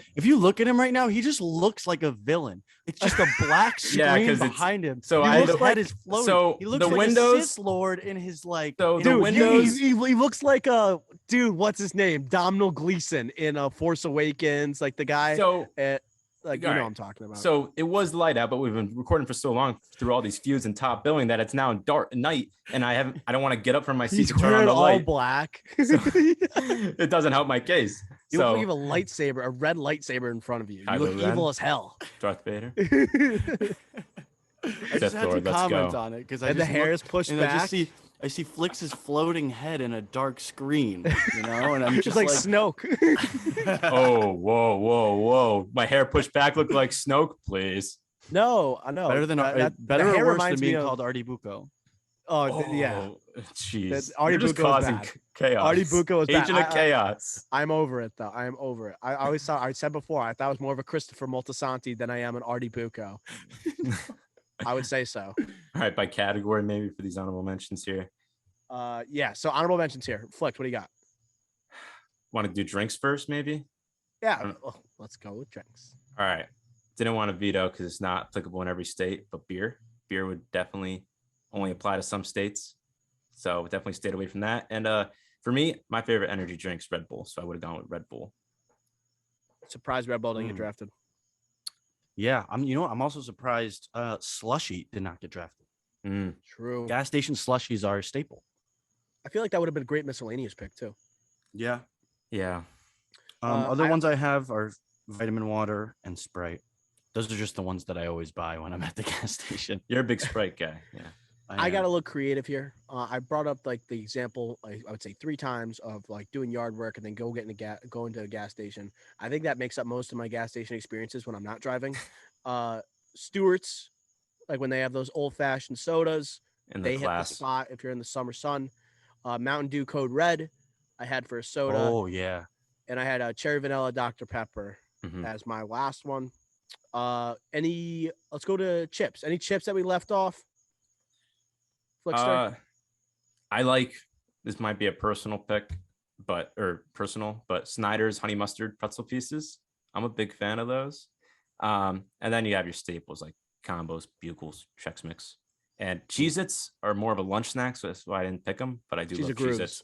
Yeah, yeah. I know you're a groove guy. I'm either, but I'll just go with the regular Cheez-Its if I picked it. I like to get groovy. I like Snyder's. I like the buffalo the Ooh, buffalo yeah. style ones. Those Those are are really good. good. Those are good. Cheddar and sour cream ruffles. Yep.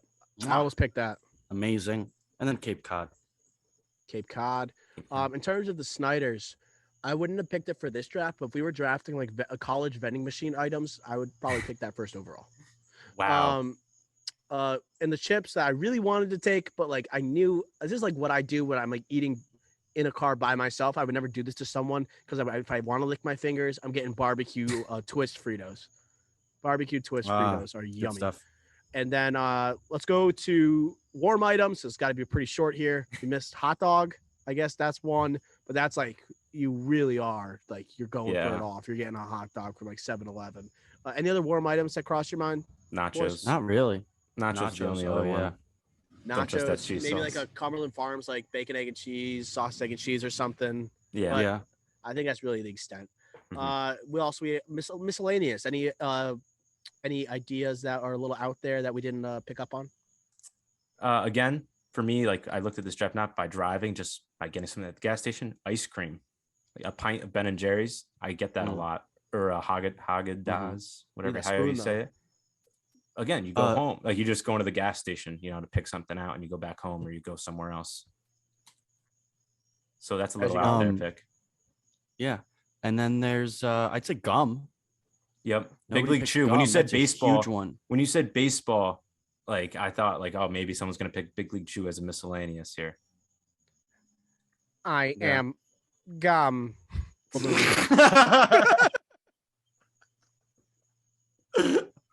What movie, boys? Sausage party. That was a good. That was a great impression. Wow. Laughing Excellent too job. hard. Excellent job. Any other miscellaneous? Slim here? Jims, Trail Mix, peanuts. Trail mix. Yeah. Planters, like Planters peanuts, honey roasted, whatever you like. You know what Famous I put Amos on here? cookies I like. You know what I put on here? Choco Taco, if we're getting specific. Mm. And then I also put on this is what I've been indulging in for like I would say the last year, like peanut butter crackers. Like they're right by the desk there. I usually just grab like a 6 or a 12 pack, probably a 12 pack, Mm. and then I just like plop them on there and I just open them up and I just rip through a pack in about a minute. Similar to Cheez-Its where you think lunch, but it's a gas station item too. Where it's like where I'm being like fake healthy. I'm like, oh, like peanut butters and crackers. Like this is a healthy snack, but then you remember it's like the Elf Fudge guy's making it. Yeah. And I guess the only other one I would say is a protein bar, Cliff Bar, Gatorade, energy bar, I not my favorite, but something that I get at a gas station from time You to power time. bar guy. Not recently, but I used to be definitely. Water. Would you guys have roasted me if I drafted water as my drink? No, It's essential to live. It's just like the Yeah. bar. You get it. That's not a bad pick. Wouldn't have hated it. Would have liked it what else better are we- than green tea, What are honestly. we missing here? So let's kind of wrap up here. Any candy? I guess honorable mentions that you Reese's wish to. Pieces, Starburst. Okay. Skittles. They come in a bag. They come in I don't pieces. I'm not the biggest Skittles guy. Oh, but they come in a bag and they come in pieces. How could I you like not M&Ms. Skittles? M&Ms was my number one. Dr. O took it. They're not even comparable. There's apples and oranges here. All right. Okay. I can't wait to listen back to this draft. All right. That's going to do it for our draft of gas station food. What an electric episode. Thanks for listening. Thanks for joining the 52nd episode of the Drive-In Podcast. Make sure you are following us on all of our social media pages, Twitter, Instagram, TikTok. We are at the Drive-In Pod. Check out our YouTube. Make sure to subscribe. Make sure to let us know that you're listening on Instagram. Screenshot that you're listening. Post it on your story. We'll give you a shout out on the pod. We got merch coming soon. We got shirts coming soon. Right. So that's going to be available soon. Maybe we'll give them out as some prizes. All right. If you repost the show, we'll give you a little something. Movie Realties, good collaborator with the pod. They sell t-shirts as well. where we got I like that. all our t-shirts with the Mortal Kombat, Scarface, Mike Kelly Kapowski, like a bunch of there's Sandlot on there, different MCU and DCEU characters on there. Definitely check that out. Movie Realties. Great call. That does it for the 52nd episode of the Drive-In Podcast. Until next time, we will smell ya.